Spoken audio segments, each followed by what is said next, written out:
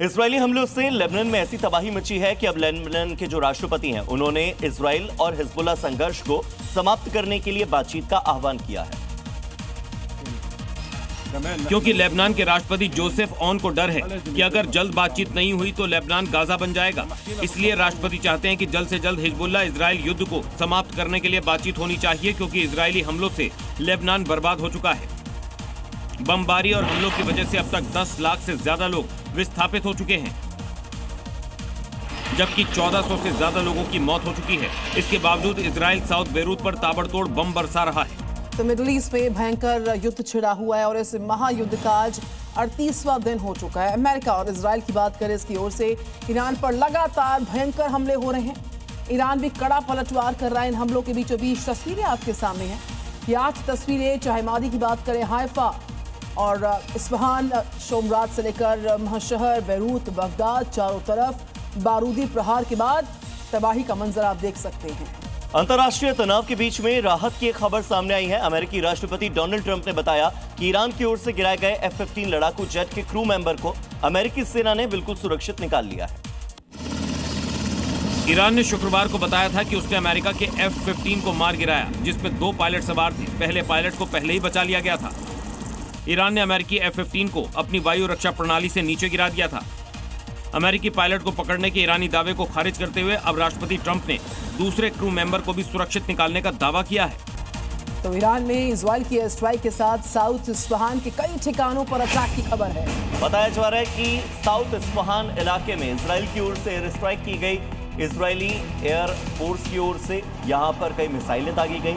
जिस जगह पर मिसाइल अटैक हुआ है वहां से जो तस्वीर सामने आई, आप देखिए, काले धुएं का गुबार उठता हुआ नजर आ रहा है। ये इस्फहान शहर है और स्ट्रेटेजिक लोकेशन है ईरान की, वहां पर इजरायल की ओर से अटैक किया गया। तो साउथ इस्फहान के कई सारे ठिकानों पर अटैक हुआ।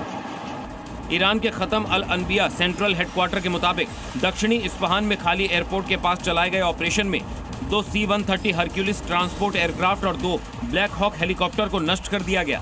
दावा है कि ये सभी गिरे हुए अमेरिकी फाइटर जेट के पायलट को निकालने के मिशन पर थे। लेफ्टिनेंट कर्नल इब्राहिम जुल्फिकारी ने इसे ईरान की बड़ी सैन्य सफलता बताया। हालांकि अमेरिका ने इस दावे की पुष्टि नहीं की है। ईरान ने ड्रोन अटैक्स किए हैं। ड्रोन से केमिकल फैक्ट्री पर टारगेट किया गया। ये बहुत बड़ी खबर इस वक्त सामने आ रही है। लगातार हमलों के बीच ये केमिकल फैक्ट्री पर टारगेट किया गया है, जानकारी इस वक्त सामने आ रही है। तो ईरान ने ड्रोन अटैक किया। ये बड़ी तस्वीर। युद्ध 38वें दिन में प्रवेश कर चुका है और लगातार हमलों का सिलसिला बढ़ रहा है।